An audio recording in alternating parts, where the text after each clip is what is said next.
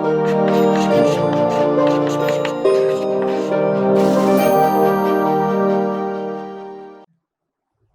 Friends, हम लोग इसी टॉपिक जो अगला टॉपिक है इस चैप्टर में वो है बेरोजगारी, अनएम्प्लॉयमेंट। काफ़ी सेंसिटिव इशू है। बहुत सारे समाज में बहुत सारे लोगों की साइकोलॉजिकल कंडीशन, क्राइम्स और यहाँ तक कि सुसाइड्स, इन सब का काफ़ी स्ट्रॉन्ग कनेक्शन बेरोजगारी से भी देखा गया है। और होती क्या है बेरोजगारी, तो हमारे यहाँ पर एक संगठन है, पहले उसका नाम संगठन हुआ करता था, फिर कार्यालय हो गया था। उसको हम लोग पहले बोलते थे नेशनल सैंपल सर्वे ऑर्गेनाइजेशन। अब ऑर्गेनाइजेशन बदल करके उसका नाम ऑफिस कर दिया गया है। हिंदी में इसी को बोलते हैं भारतीय प्रतिदर्श, प्रतिदर्श मतलब सैंपल सर्वेक्षण कार्यालय। अब ये जो कार्यालय है, ये इसका काम होता है बहुत सारे डेटा कलेक्ट करता है। नाम ही क्या है, सैंपल सर्वे। सर्वे कराते हैं, सर्वेक्षण कराते हैं। सर्वेक्षण करा करके आपके पास आंकड़े आ जाते हैं, उसी को हम लोग बोलते हैं डेटा। और वो जो डेटा आया है उसके बाद फिर हम अपनी पॉलिसीज बनाने में उनको यूज करते हैं कि किस तरह की स्थिति है, क्योंकि अकेले बैठ करके कोई जान नहीं सकता कि पूरे देश में क्या चल रहा है। तो ऐसी स्थिति में जो हमारा एनएसएसओ है वो बेरोजगार व्यक्ति को कैसे डिफाइन करता है, ये समझ लीजिए। मेरा एक कोर्स था जिसमें इस चीज को मैंने काफी ठीक से पढ़ा था, तो उसमें भी कुछ कुछ पॉइंट्स जो मैं आपको बता देता हूँ, बुक में नहीं मेंशन कर रखे हैं। तो पहले तो ये देखिए इन्होंने कैसे बताया हुआ है कि जो व्यक्ति रोजगार कार्यालयों, रोजगार कार्यालय क्या होते हैं, एम्प्लॉयमेंट एक्सचेंजेस होते हैं। मध्यस्थों मतलब कोई इंटरमीडिएट है जिसको जानते हैं कि अरे आप नौकरी कर रहे हो, आप प्लीज बात करा दो मेरे, है ना, इस तरह की बात। या अपने फ्रेंड से बात करते हैं, अपने रिलेटिव से बात करते हैं। इनके माध्यम से क्या बात करते हैं, इनके माध्यम से जो संभावित रोजगार दाता है, जो एम्प्लॉयर्स हैं, जो लोग रोजगार प्रदान करते हैं, कोई फैक्ट्री है, कोई कंपनी है, कोई किसी तरह का काम कर रहा है जिसके यहाँ रोजगार मिल सकता है, ऐसे लोगों को आवेदन देकर, क्या देकर के, आवेदन देकर वर्तमान परिस्थितियों में, ये ध्यान है, इंपॉर्टेंट है, समझिएगा। इन लोगों को आवेदन की एप्लीकेशन किया कि जो वर्तमान परिस्थितियां हैं आपके यहाँ, जिस तरह की वर्किंग कंडीशंस हैं, आप जितना पैसा देते हो, जो प्रचलित मजदूरी दर है, क्या है, प्रचलित मजदूरी दर, और जो वर्किंग कंडीशंस हैं, बाकी जो परिस्थितियां हैं, उन पर काम करने के लिए इच्छा प्रकट करें और अप्लाई कर दें और काम ढूंढें। तो जो लोग काम ढूंढ रहे हैं उन्हीं को बेरोजगार बोलते हैं। बहुत सारे लोग जो काम ढूंढ ही नहीं रहे हैं वो बेरोजगार नहीं रहे, भले वो काम करें या ना करें। ठीक, तो एक तो ये कई लोगों को कंफ्यूजन होता है कि जो लोग भी काम नहीं कर रहे हैं वो बेरोजगार हैं। जो काम ढूंढ ही नहीं रहा है उसको हम बेरोजगार नहीं बोलते हैं, उसको काम करना नहीं है ना। ऐसे ही दूसरा जो एक फैक्टर आता है वो आता है कि 15 से 64 वर्ष के लोगों के बीच का हम देखते हैं। 64 वर्ष से अधिक का कोई व्यक्ति है जो काम नहीं कर रहा तो उसको बेरोजगार मानते ही नहीं हम। यही एक वर्किंग एज पॉपुलेशन मानते हैं कि काम करने की जो उम्र है वो 15 से 64 वर्ष के बीच में है। दूसरा इसमें क्या चीज आ जाती है कि जो काम की तलाश करें, जो काम की तलाश नहीं कर रहे हैं, भले वो इस एज ग्रुप में, तो उनको बेरोजगार नहीं बोलेंगे।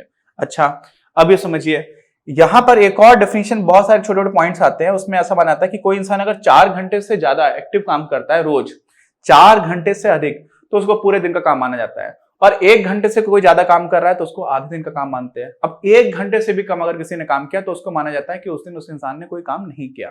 ठीक है, ये क्यों ऐसा मानते हैं? ऐसा इसलिए मानते हैं क्योंकि हमें आंकड़े इकट्ठे करने, तो हमें अलग अलग तरह से कुछ ना कुछ पैरामीटर्स, कुछ ना कुछ तरह से डिवाइड करना पड़ता है कि हम सारी चीजों को पढ़ पाए कि आपने आधे दिन कितने दिन आप कैसे थे जिस दिन आपने आधे दिन का रोजगार आपको मिला, कितने दिन ऐसे थे आपको पूरे दिन का रोजगार मिला। तो इस तरह की चीजें होती हैं। ठीक, तो ये कुछ कुछ और उसमें किस तरह से हम लोग काम कर रहे होते हैं, कभी आपको बताऊंगा, अलग से ये सब्जेक्ट पढ़ाऊंगा, बेरोजगारी का सैंपल किस तरह से बनाया जाता है, कौन कौन सी चीजों को ध्यान रखा जाता है, तो वो एक अलग चीज हो जाएगी।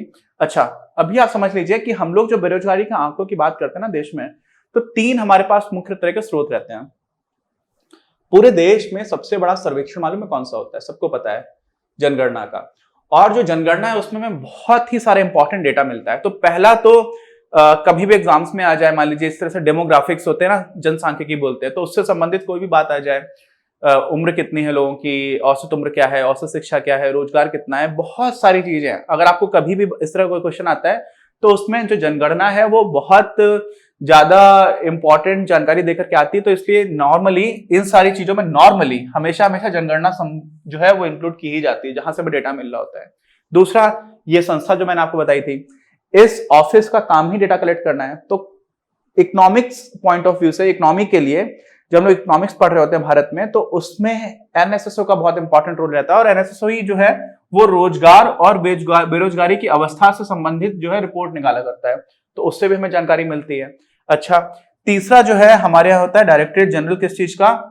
रोजगार यानी कि एम्प्लॉयमेंट, और प्रशिक्षण यानी कि ट्रेनिंग।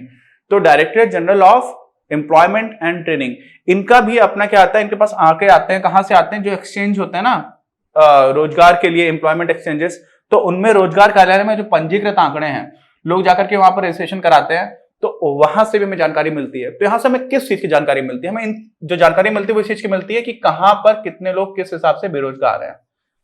ठीक है, अच्छा, अब एक बात ये समझिए कि ये तीनों ही रिपोर्ट से जो हमें आंकड़े मिलते हैं, तीनों ही स्रोतों से जो आंकड़े मिलते हैं वो एक जैसे नहीं होते हैं, बहुत अलग अलग तरह की चीजें भी दिख जाती हैं। लेकिन होता क्या है कि कई सारी चीजें ऐसी होती है जो हमें सिमिलर दिख रही होती है, तो हम अलग अलग तरह से, अगर हमें बहुत सारी चीजें एक जैसी दिख रही हैं, इसका मतलब क्या हुआ कि वहां पर हम काफी कॉन्फिडेंट के साथ बोल सकते हैं कि हाँ, भारत में ये चीजें इस तरह की चल रही हैं।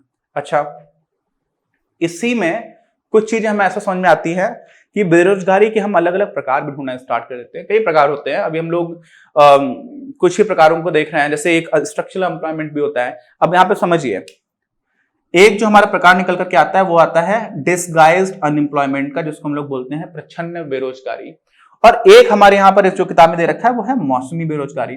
दोनों ही खेती में हमें बहुत ज्यादा देखने को मिलता है, बहुत ही आसानी से समझिएगा। एक और मैं आपको बता देता हूं जो काफी ज्यादा इंपॉर्टेंट है, संरचनात्मक, हमारे खुद के जीवन के लिए बहुत इंपॉर्टेंट है, आप समझ लीजिएगा। इसलिए आपको संरचनात्मक बेरोजगारी समझना बहुत ही ज्यादा इंपॉर्टेंट है। इसको मैं उदाहरण के साथ समझाऊंगा, आप तीनों चीजों को समझ लोगे ना तो समझ में भी आ जाएगा, और संरचनात्मक बेरोजगारी हमारे व्यक्तिगत जीवन के लिए, आपके व्यक्तिगत जीवन के लिए बहुत इंपॉर्टेंट है। तो देखो, होता क्या है कि कोई किसान है, उसका अपना खेत है, अब उस खेत में उसको काम करने के लिए मजदूरों की आवश्यकता है। तो मान लीजिए वो और दो श्रमिक मिलकर के काम करने के लिए पर्याप्त है। तीन लोग अगर खेत में काम करें तो कितना हो जाएगा, जितने काम की जरूरत है वो पूरा का पूरा काम निपट जाएगा। लेकिन उस किसान के घर में काम करने वाले हैं 7 लोग, तो वो क्या करता है, सारे लोगों को लेकर के आ जाता है खेत पर, सारे लोग काम कर रहे हैं। तो ऐसे में क्या होता है कि जितने लोगों की आवश्यकता है उससे ज्यादा लोग अगर काम कर रहे हैं तो डिसगाइज्ड अनएम्प्लॉयमेंट है। डिसगाइज मतलब छिपा हुआ है, प्रच्छन्न है, दिख नहीं रहा, सबको लग रहा है 7 लोग काम कर रहे हैं। भाई जरूरत तो 3 ही लोग की थी, 3 ही लोग काम कर सकते थे, आपने 7 लोगों को वहां पर अनएम्प्लॉयमेंट एम्प्लॉयमेंट आपने दे दिया, लेकिन वो वास्तव में क्या है, छिपी हुई है। क्यों? क्योंकि उतने लोगों की आवश्यकता ही नहीं है। तो इसको हम लोग बोलते हैं डिसगाइज्ड अनएम्प्लॉयमेंट। क्या बोलते हैं? Disguised unemployment. और भारत में 1950 के दशक में एक सर्वे किया गया था जिसमें निकल के आया था कि भारत में खेती करने वाले जो लोग हैं उनमें से 1/3 लोग डिसगाइज्ड अनएम्प्लॉयमेंट के अंतर्गत आ जाते हैं। तो ऐसी स्थिति हो जाती है। दूसरा होता है मौसमी बेरोजगारी। भारत में कुछ कुछ क्षेत्र ऐसे जहां पर 3 फसलें होती हैं साल में, है ना, रबी, खरीफ, जायद, और कुछ ऐसे हैं जहां पर सिर्फ 2 ही फसलें होती हैं, और कुछ ऐसे क्षेत्र हैं जहां पर एक ही फसल होती है। वर्षा ऋतु पर हम लोग डिपेंडेंट रहते हैं। क्यों? क्योंकि हमारे यहाँ पर आधी से ज्यादा जमीन है जहां पर कोई इरिगेशन सिस्टम, सिंचाई व्यवस्था ठीक से है नहीं। अब ऐसी स्थिति में होता क्या है कि बहुत सारे लोग, जिस टाइम पर खेती की जा रही है उस टाइम पे तो गांव में रोजगार है, उसके बाद से फिर गांव में रोजगार है नहीं, तो कई लोग अपना गांव छोड़ करके पलायन भी करते हैं उस समय के लिए, लेकिन फिर भी कई लोग गांव में रह जाते हैं। तो मौसम के टाइम पर तो आपको, जब खेती का मौसम आया है तब तो आपके पास काम है, उसके बाद आपके पास काम नहीं है, तो सिर्फ और सिर्फ आप मौसम में काम कर पा रहे हो। जब बेमौसम आपको रोजगार नहीं मिल रहा तो उसको हम लोग बोलते हैं क्या? मौसमी बेरोजगारी, सीजनल अनएम्प्लॉयमेंट बोलते हैं। और ये दोनों ही तरह के जो रोजगार है ना, ये बहुत हद तक क्या होते हैं, बहुत ही ज्यादा हद तक खेती में देखे जाते हैं। अब मैंने आपको बताया था आपके लिए सबसे ज्यादा इंपॉर्टेंट समझना है संरचनात्मक बेरोजगारी, बहुत ज्यादा इंपॉर्टेंट है। क्यों इंपॉर्टेंट है, क्यों बोल रहा हूं ऐसे? देखो, कोई भी अर्थव्यवस्था संरचना के स्तर पर लगातार बदल रही होती है। ठीक, एक उदाहरण देता हूं आपको। 1970 के दशक में अमेरिका में क्या हुआ था, अकाउंटिंग फर्म्स हुआ करती थी, अकाउंटेंसी का काम होता है ना, तो अकाउंटिंग फर्म जो हुआ करती थी उसमें आपने देखा होगा पहले टाइपराइटर हुआ करते थे, तो उसी तरह के मैकेनिकल कैलकुलेटर्स हुआ करते थे बड़े बड़े, तो cut cut cut cut cut की आवाज आती थी। तो अगर कोई अकाउंटिंग फर्म के ऑफिस में आता तो उसको थोड़ा सिर दर्द करने लग जाता था, क्योंकि इस तरह का शोर हुआ करता था। ठीक, और उसी टाइम पर उन मैकेनिकल कैलकुलेटर्स को ठीक करने के लिए लोग क्या करते थे, दुकान खोल के रखते थे। उनकी ट्रेनिंग होती थी, ट्रेनिंग कर ली, उसके बाद से आपको कैलकुलेटर ठीक करना आता है। मैकेनिकल कैलकुलेटर टाइपराइटर जैसा समझ लीजिए। टाइपराइटर देखा किसी ने? तो उस तरह की एक मशीन हुआ करती थी। अब हुआ क्या, उसी टाइम पर इलेक्ट्रॉनिक कैलकुलेटर्स आने स्टार्ट हो गया। ठीक, छोटा सा कैलकुलेटर आ गया जो जल्दी खराब भी नहीं होता है, बहुत दिन तक चलता है। तो जिन लोगों ने मैकेनिकल कैलकुलेटर्स पर काम करना सीखा था, जिनका रोजगार ही वो चल रहा था, 10 साल से वो मैकेनिकल कैलकुलेटर्स को ठीक करने की उनकी दुकान चल रही थी, वो सारे लोग अचानक से बेरोजगार हो गए। क्या हो गया, अचानक से बेरोजगार हो गए। क्यों? क्योंकि अब तो कोई मैकेनिकल कैलकुलेटर्स खरीदता ही नहीं है। तो ऐसी स्थिति में क्या होता है कि अर्थव्यवस्था में हमेशा ही संरचनात्मक परिवर्तन होता रहता है, और ऐसे में जिन लोगों के पास कोई दूसरा कौशल नहीं है, क्या नहीं है, दूसरा कौशल नहीं है, उन लोगों का जीवन बहुत ही कठिन हो जाता है, क्योंकि उनको तो वही काम आता था, अब वो काम उनसे छीन लिया गया। क्यों? क्योंकि अर्थव्यवस्था की संरचना बदल गई है, और इसीलिए इसको बोलते हैं क्या, संरचनात्मक बेरोजगारी। तो मैं आपको बताने क्या चाह रहा हूं, इससे ये बताना चाह रहा हूं कि पहली चीज आप यह ध्यान रखिए जीवन में कि हमेशा ही अर्थव्यवस्था बदलती रहेगी, और इसीलिए आपके पास सिर्फ एक ही स्किल सेट पर अगर आप डिपेंडेंट हो, सिर्फ एक ही कौशल पर डिपेंडेंट हो, तो हो सकता है कि जीवन में किसी भी समय पर आपको बहुत ज्यादा समस्या आ सकती है। इसीलिए बहुत ही ज्यादा महत्वपूर्ण क्या है कि हम लोग कुछ और स्किल लेकर के भी चलें, और ये देखते रहे कि जो आपके पास कौशल है वो पुराना तो पड़ने वाला नहीं है कहीं पर। तो ये बहुत इंपॉर्टेंट था, इसको कभी डिटेल में मैं आपको पढ़ाऊंगा। आगे बढ़ते हैं इसी में। तो होता क्या है कि ये इस तरह की बेरोजगारी में हम देख पाते हैं, जब हम लोग इन्हीं आंकड़ों को थोड़ा डिटेल में देखते हैं तो समझ में आता है, अच्छा यहाँ पर बेरोजगारी मौसमी है, यहाँ पर संरचनात्मक है, यहाँ पर जो प्रच्छन्न है यानी कि डिस्गाइज्ड अनएम्प्लॉयमेंट है, और भी तरह के बेरोजगारियों के प्रकार होते हैं, मैं अलग से पढ़ाऊंगा कभी। अच्छा, आप समझिए। तो इसका मतलब क्या हुआ कि भारत में जब इतनी स्थिति खराब चल रही तो बहुत सारे लोग बहुत लंबे समय तक बेरोजगार रहते होंगे, है ना। लेकिन ऐसा नहीं देखा जाता है, ऐसा नहीं दिखा, तो ये बहुत खुशी की बात है क्या? अब ये वास्तव में अगर कोई ऐसे बोले कि भारत में बेरोजगारी बहुत लंबे समय तक नहीं चल पाती है, तो लगता है कि अच्छी बात है, चलो लोग बेरोजगार तो नहीं रहते हैं, लेकिन वास्तव में और भी ज्यादा दुख की बात है। क्यों? क्योंकि लोग बेरोजगार क्यों नहीं रहते हैं? क्योंकि उनकी आर्थिक स्थिति इतनी ज्यादा खराब होती है कि अगर वो लंबे समय तक बेरोजगार रहना अफोर्ड ही नहीं कर सकते, वो जी ही नहीं पाएंगे, उनके पास खाने को नहीं रहेगा, पहनने को नहीं रहेगा, सर्दी में ठिठुरते रहेंगे।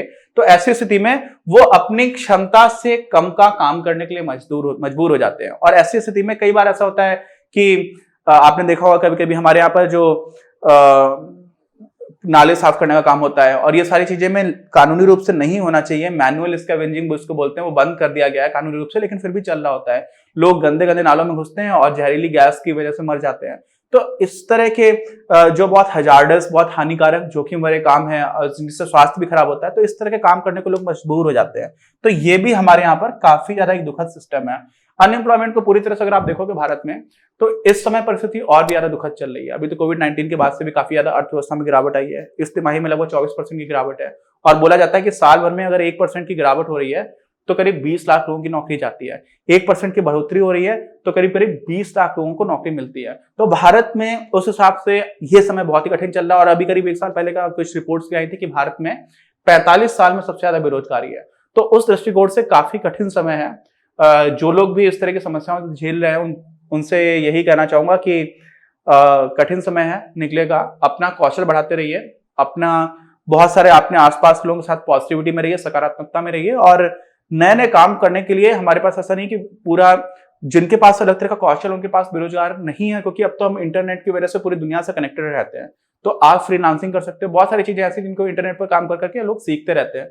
तो कठिन समय है, और ये टॉपिक थोड़ा डिफिकल्ट भी है उस वाले पॉइंट ऑफ व्यू से, इसलिए चलिए इसको देखा। अब हम लोग बात करेंगे कि गवर्नमेंट ने अभी तक काम क्या किया, और फिर इसी चैप्टर का थोड़ा सा जल्दी से कंक्लूड करेंगे अपने अगले वीडियो में। कोई डाउट हो तो प्लीज कमेंट बॉक्स में लिख करके बताइए। इस वीडियो के प्रायोजक हैं आप, और अगर आप ऐसे ही और वीडियोस बनाने में हमारी मदद करना चाहते हैं तो पैट्रियन पर जाकर या फिर स्क्रीन पर दिए गए QR कोड को स्कैन कर अपना योगदान जरूर दें। अपनी क्लास का उद्देश्य आप सभी के लिए आप ही की भाषा में गुणवत्तापूर्ण शिक्षा उपलब्ध कराना है। कक्षा 12 तक के सभी प्रमुख विषयों पर हम वीडियोस बना रहे हैं, और कुछ विषयों पर वीडियोस आपके अपने चैनल अपनी क्लास की ही अन्य प्लेलिस्ट पर अपलोड भी हो चुके हैं। ज्ञान के प्रकाश से देश को सशक्त बनाने के हमारे इस प्रयास में इस चैनल को सब्सक्राइब करके और लोगों के साथ शेयर करके अपना बहुमूल्य योगदान जरूर दें। बढ़ेगा इंडिया तो बढ़ेगा इंडिया।